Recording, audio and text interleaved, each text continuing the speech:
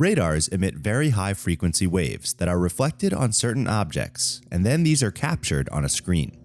Today, you will see 3 strange cases in which radars have captured inexplicable things, and which, to this day, are still unsolved mysteries. The first case on this list occurred in the summer of 1945. An aircraft carrier of the United States Army was sailing near the Nensei Shoto archipelago in Japanese waters. That's when the radar officer caught something strange on the small green screen. An incredibly large mass was moving in the direction of the carrier at a supersonic speed of 1,130 kilometers per hour. Needless to say, at the time, no aircraft was capable of reaching such a dizzying speed, much less a boat. Seconds later, the radar was able to distinguish that the enormous mass was not a singular body, but that it was nothing less than 300 aircrafts or unidentified flying objects. At that point, 2 fighters took off from the deck of the carrier in an attempt to find out exactly whose army was approaching at full speed. Meanwhile, the radar screen revealed that, at a distance of about 100 kilometers from the ship, the mass began to divide and form some type of tentacles that surrounded the carrier. The crew was preparing for the worst. An attack of such magnitude would leave no one alive. The fighters were heading at full speed towards the huge mass, hoping to simply make a reconnaissance and return as soon as possible to give the report. But it was then when the strangest thing happened. When they arrived at the location of the 300 objects that the radar showed, there was simply nothing there.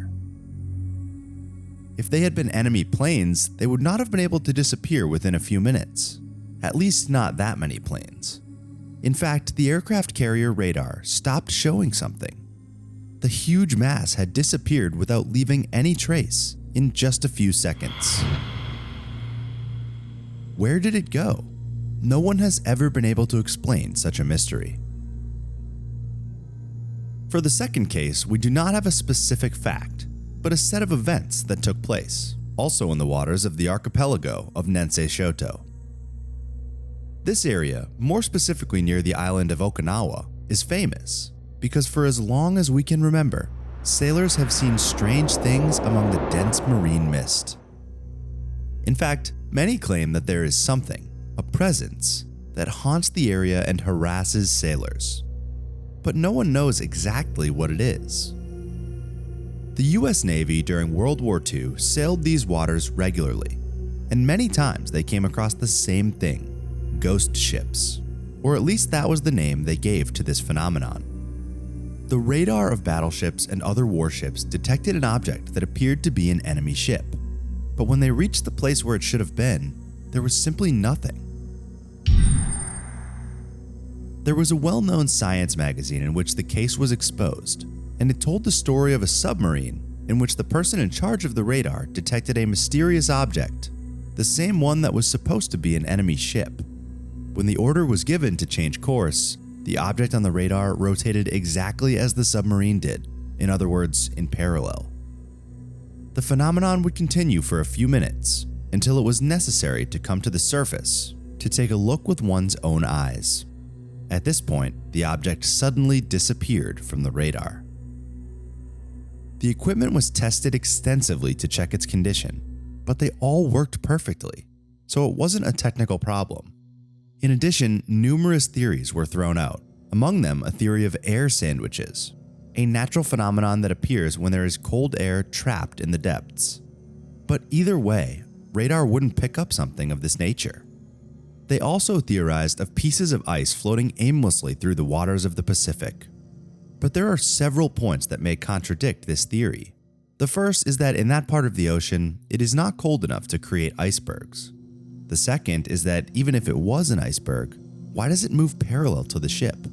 And the third is, how does a huge block of ice disappear in a few seconds?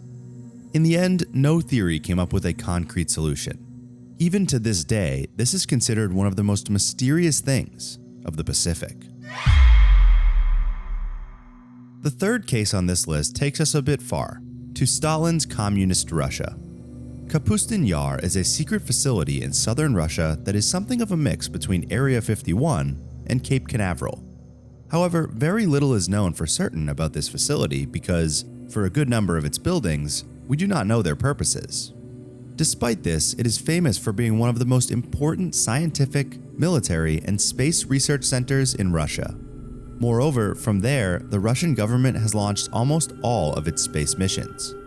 The point is that, in 1948, a pilot from the Soviet Union was preparing to land on the runway of Kapustin Yar. At that time, the facility's personnel, who were in charge of giving the pilot the proper signals so that he could land without problems, detected something flying over the base. The pilot was alerted and confirmed by sight what appeared on the radar: a kind of ship, silvery and shiny like aluminum, and with the cylindrical shape of a cigar that moved in the sky strangely and erratically. The matter was immediately communicated to Joseph Stalin, who in turn gave the order to attack the ship, thinking that it was some new device from the Americans used for espionage.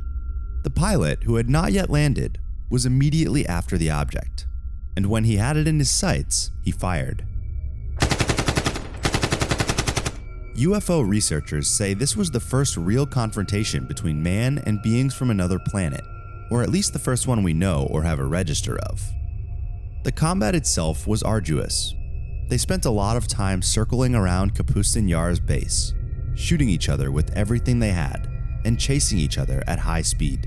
After half an hour fighting in the sky with gunshots, both aircrafts were in such a deplorable state that they ended up crashing without a clear winner. We do not know for sure the pilot's fortune, although some say he survived, but the Soviet Union preferred to silence him. As for the other ship, now popularly known as a UFO, it is said that it was able to recover, along with the bodies of the beings that crewed it.